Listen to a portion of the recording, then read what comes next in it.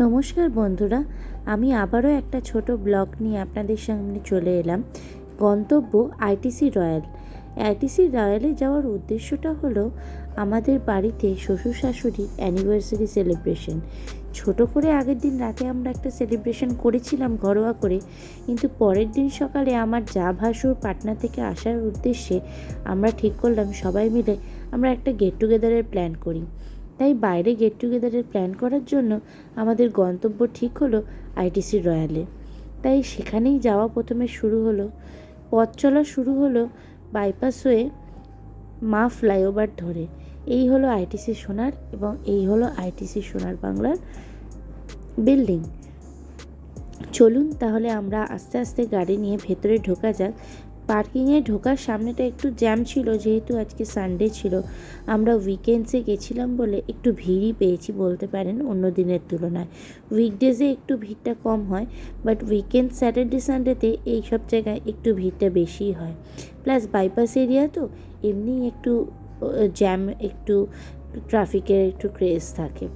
এই হলো ITC royal Bengal Kolkata luxurious hotel 5 star. আমাদের খুব ইচ্ছা ছিল অনেক দিনেরই। আমার যা ভাসুর আগের বছর পুজোতে এখানে এসে খেয়ে গেছে, তাদের একটা এক্সপিরিয়েন্স অলরেডি আছে, কিন্তু এটা আমার একদম প্রথম এক্সপিরিয়েন্স ছিল 5 স্টার হোটেলে খাওয়ার। বিশ্বাস করুন, এক্সাইটমেন্ট একটা ছিলই।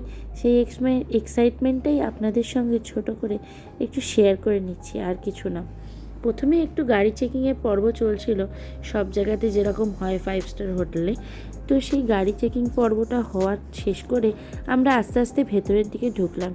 বিল্ডিংটা দেখে না সত্যি বিশ্বাস করুন শুধু মুগ্ধ হয়ে যাচ্ছিলাম।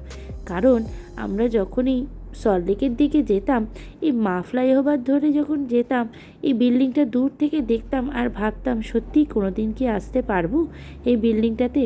কিন্তু আজকে যে এই বিল্ডিংটার সামনে আমি এবং ভেতরে গাড়ি নিয়ে প্রবেশ করছি, এটা ভাবলেই আমার কাছে একটা অন্যরকম অনুভূতি আসছে।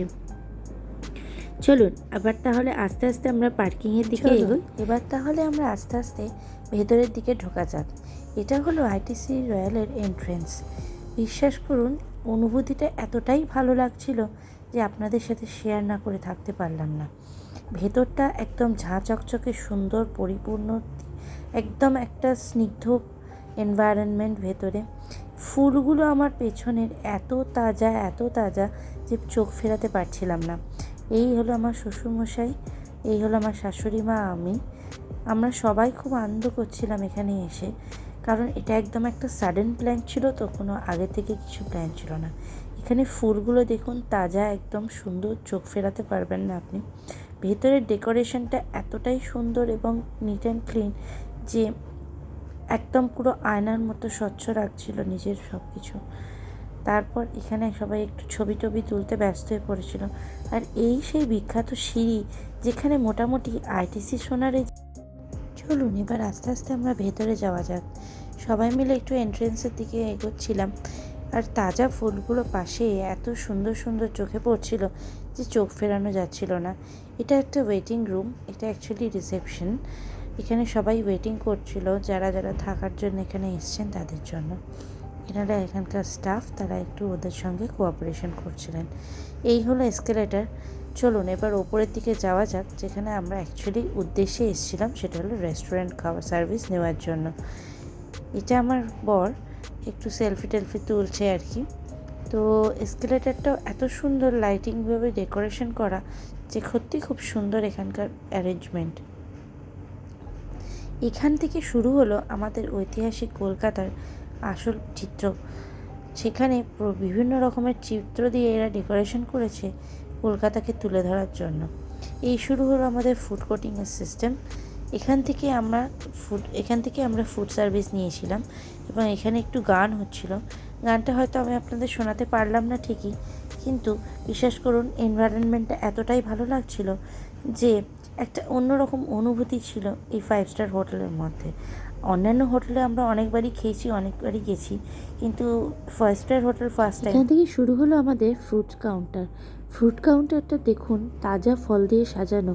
এত সুন্দর ফ্রুট কাউন্টারগুলো সাজিয়ে রেখেছিল যে বুঝে উঠতেই পারছিলাম না আইটেমগুলো আমাদের খাবার জন্য রেখেছে না অনলি শুধু চোখ বন্ধ করে আর অনুভব করার জন্য, আর চোখ চেয়ে চেয়ে শুধু সুন্দরভাবে দেখার জন্য। কারণ এদের প্রেজেন্টেশনটা এত সুন্দর ছিল সব কিছু খাবারের, আর খাবারের স্বাদের তুলনায় তো অতুলনীয় ছিল।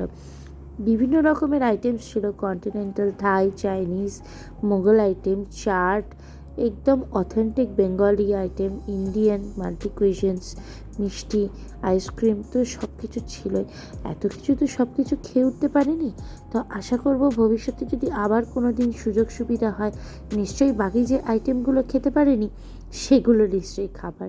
কারণ হলো সব আইটেম তো একদিনে খাওয়া পসিবল না, তবুও আমরা চেষ্টা করেছি যতটা কভার আপ করা যায়।